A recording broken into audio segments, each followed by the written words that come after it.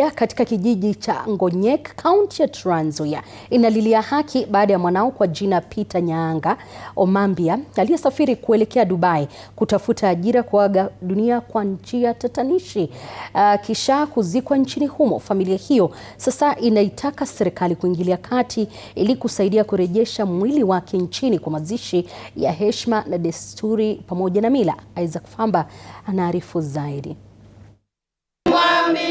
Ni huzuni, majonzi na mawazo mengi kwa familia hii ya marehemu Peter Nyaanga Omambia, mwanaume aliyeaga dunia katika taifa la Dubai, huku machungu zaidi yakiwa kuzikwa kwake nchini humo.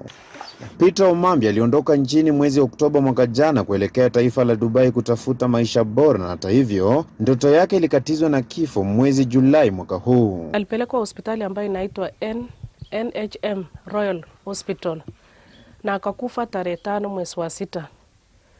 Wakati alikufa mwili ikakaa for 1 month without being claimed. So hiyo tarehe 7 ikabidi the hospital wakachukua mwili ikaenda forensic for audit. Ndiposa wakapata details ya huyo mtoto, ndio tukapata hata ujumbe. Tangu wakati huo familia inasema imekuwa ikifanya juhudi za kutafuta msaada wa kisheria ili mwili wake urejeshwe nchini, lakini hadi sasa juhudi hizo hazijazaa matunda. Ilikuwa siku ya 13.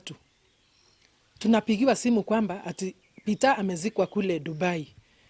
Na hatukuwa na habari yoyote, na saa hiyo tulikuwa tumepatikana tayari. Mbona wao kusika siku ile walikuwa wanatutafuta kwa hizo masiku zote? Lakini wakati tumepatikana tunafanya mkakati ya kutafuta pesa, tunakuja kuambiwa Peter amezikwa. Hatujui alizikwaje. Sasa familia hiyo inaiomba serikali kupitia Wizara ya Mambo ya Nje na Ubalozi wa Kenya katika Falme za Kiarabu kuingilia kati na kuharakisha mchakato wa kurejesha mwili huo nchini kwa mazishi ya heshima. Tumelea mtoto na shida, tumesema aende atafute nje na mtoto anapatikana amekufa. Tuna uchungu kwa sababu hata hatujui mtu mwenye aliajiri Peter mpaka sasa wameficha huyo mtu.